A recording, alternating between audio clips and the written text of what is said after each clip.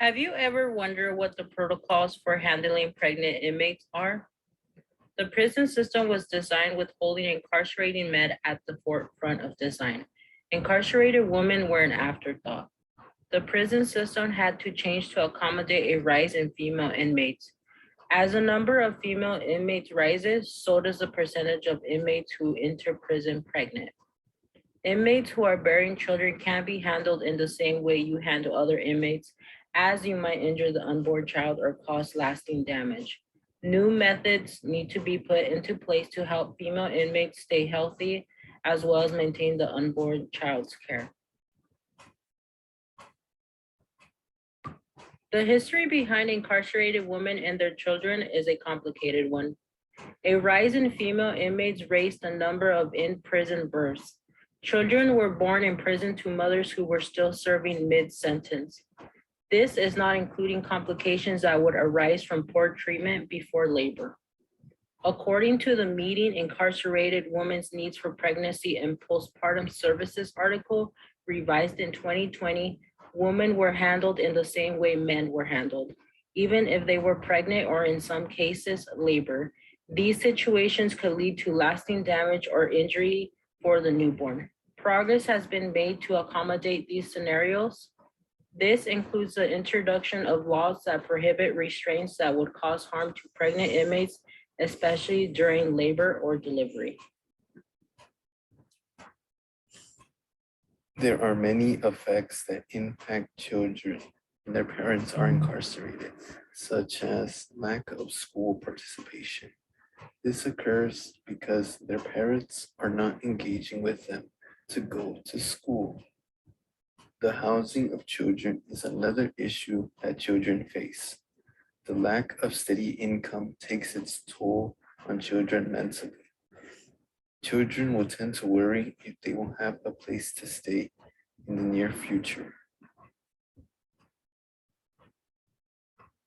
Looking beyond effects that can be noticed visually within the real-world environment, some of the effects are hidden from plain sight.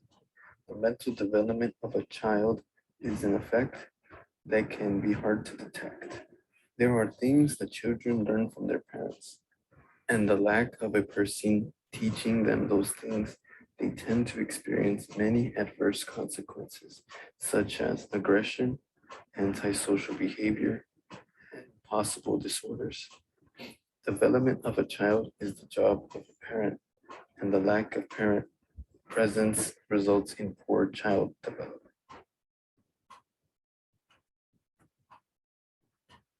Mother and infant separation not only takes its toll on the mental health of the child, but to their mothers as well.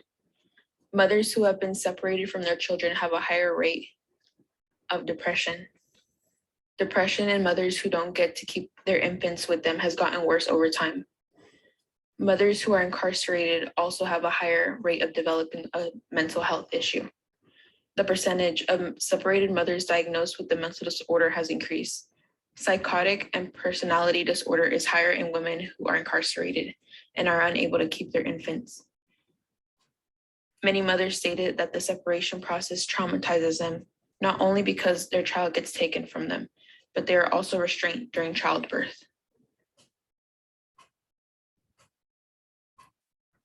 Mothers who have been separated from their children are at a higher risk of developing some sort of a neurotic disorder.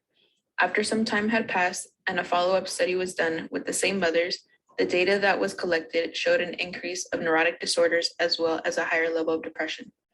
Although both groups of women, those who were able to keep their infants with them and those who weren't able to, both saw psychiatrists at some point. However, twice as many mothers weren't able to keep their infants, saw a psychiatrist more often.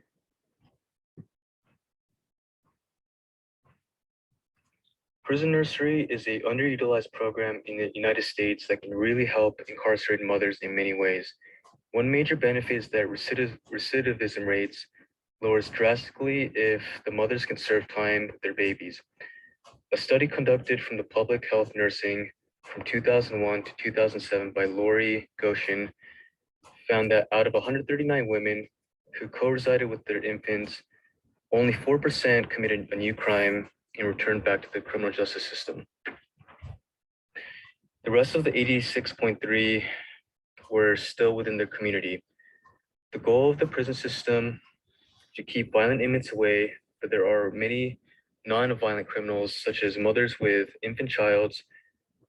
They need the skills to be back in society forever and out of the criminal justice system. Prison nursery provides incarcerated mothers the essential skills to nurture their child after prison. It is imperative that prison guards, along with correctional officers and nurses and staffs, treats incarcerated mothers with a respectful environment. According to the article from Social Work and Public Health, many of the mothers incarcerated had a strong desire to gain back custody of their child after release and get better and raise a better life for their child. However, many of them suffer from drug addictions, past debts, housing issues, and employment issues.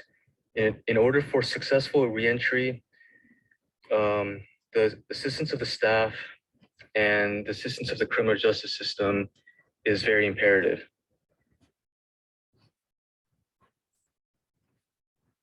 Lastly, prison nursery can negate many of the negative effects previously discussed, such as depression and anxiety in both the mother and the child.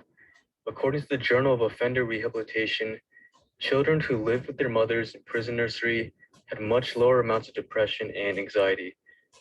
Both the mother and baby's bonding and having attachment early on is really important, tying to lowering recidivism, which is the ultimate goal of the nursery program.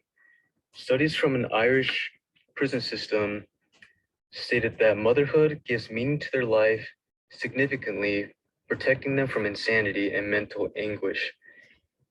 It gives incarcerated mothers something to look forward to, and this all ties back to lowering recidivism and motivating mothers in prison to escape from the criminal justice system and ensure that the mother and the child have a prosperous future growing up.